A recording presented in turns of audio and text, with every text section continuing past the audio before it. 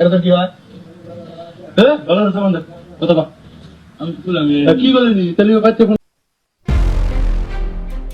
ময়মনসিংহ জেলার ফুলবাড়িয়া উপজেলায় প্রবাসীর স্ত্রীর সঙ্গে আপত্তিকর অবস্থায় আটক হয়েছেন এক মাদ্রাসা শিক্ষক।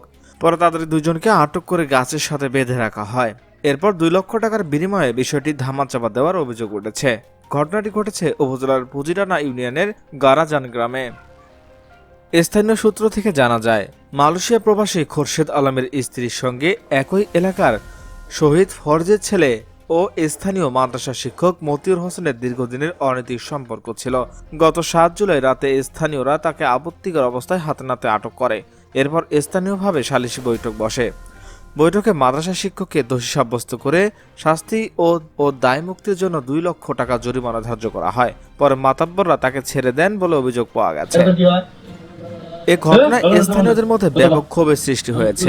টাকার বিনিময়ে নারীর সম্মান বিক্রির এই ঘটনা নিয়ে অনেকেই সালিশের রায় নিয়ে প্রশ্ন তুলেছেন এবং ঘটনাটিকে নৈতিক অবক্ষয়ের উদাহরণ হিসেবে দেখছেন।